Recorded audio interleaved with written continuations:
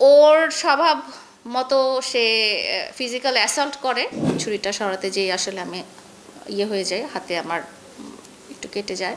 আমার বাসার মধ্যে এসে সে দেখিয়েছে এটা আমার রুম, এটা মেয়ের রুম। এগুলো তো আমার খুব প্রাইভেসি হ্যাজার্ড হয়েছে। আপনার লাইফ পার্টনার বলেন বা আপনার যার সাথে রিলেশন আছে, তার কাছে যখন ট্রাস্টের জায়গাটা ভেঙে যায় তখন সেটা কোনোভাবেই মেনে নেওয়া যায় না। সে বলেছে এখন আমার ফুর্তি করে করার বয়স, এখন আমার এনজয় করার বয়স। আমাদের খুব ব্যক্তিগত ব্যাপারটা ওই ভদ্রলোক একদম লাইভের মাধ্যমে, 4টা লাইভের মাধ্যমে এমনভাবে সম্প্রচার করে দিয়েছেন যেটা খুবই একান্ত একান্ত একান্ত ব্যক্তিগত সম্পূর্ণ ঘটনাটাই ছিল। একদম প্রথম থেকে নিয়ে পুরো ব্যাপারটাই ছিল আমি ঘুমাচ্ছি, আমি আমি ইভেন বুঝতেও পারিনি যে জিনিসটা লাইভ হচ্ছে। আমি ভাবছি ও হয়তো ভিডিও করছে। ও মাঝে মাঝে যেটা করে সেটা হচ্ছে যে ঝগড়া করার সময় ও মোবাইল অন করে রাখে যে ঠিক আছে তুই যেটা বলবি সেটা রেকর্ড হবে, সেটা আমি রেকর্ড করব।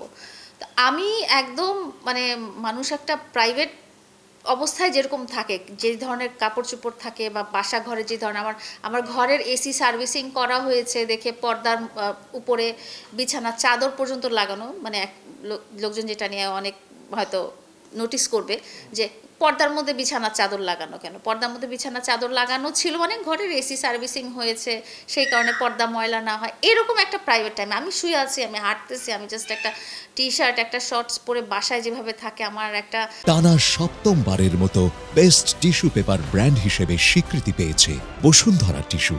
মানে চুল আঁচড়ানো নাই, কোনো রকম অবস্থা নাই, বাথরুমের ভিতরে থেকে সে ক্যামেরাটা ধরে মানে যেই একটা সিচুয়েশন ক্রিয়েট করেছে, এটাতে আমি আসলে মানে নিজে প্রস্তুত ছিলাম না। আমি খুবই শকড।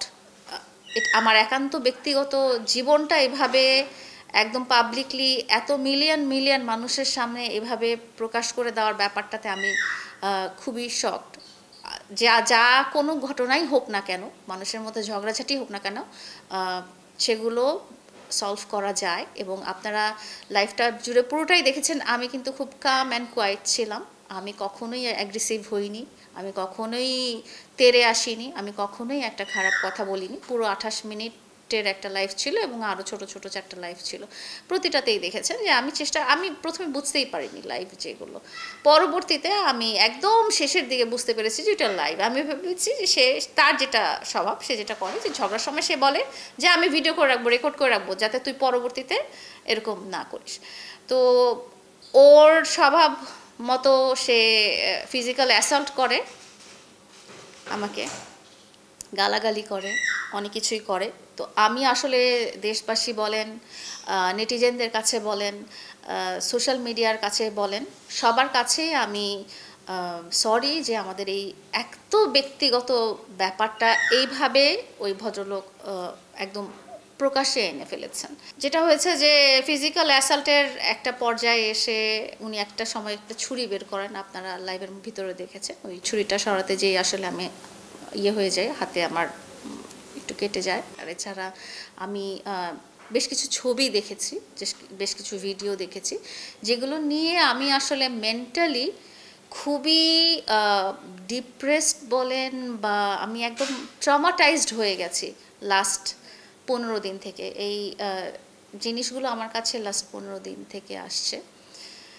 প্রথমত একটা কথা বলি, সেটা হচ্ছে যে আমি আজ পর্যন্ত সোশ্যাল মিডিয়াতে যতদিনই আছি না কেন, আজ পর্যন্ত কখনোই আমার মুখে সেই ভদ্রলোকের খুবই ব্যক্তিগত ব্যাপার বা তাকে নিয়ে গালাগালি বা তাকে ছোট করার ব্যাপার আমি সোশ্যাল মিডিয়াতে নিজের মুখে কখনো বলিনি। সে যদি আমার কাছে কোনো অপরাধ করে থাকে সেটার ব্যাপারে আমি আইনগত ব্যবস্থা নিয়েছি, যেটা করা উচিত। কিন্তু তাকে ছোট করে, তার মা বাবা, ফ্যামিলি, তার অবস্থান এসব ছোট করে আমি বলতে চাই না, বলিও নি, এবং কখনোই শুনবেন না যে আমি এতদিনে কখনো তাকে তার খুব প্রাইভেট জিনিসগুলো, যে তার মা কি করেছে, তার বোন কি করেছে, তার বাবা কি করেছে, সেগুলো আমি আসলে কখনোই বলতে চাইনি। এবং আমার বাসার মধ্যে এসে সে দেখিয়েছে এটা আমার রুম, এটা মেয়ের রুম।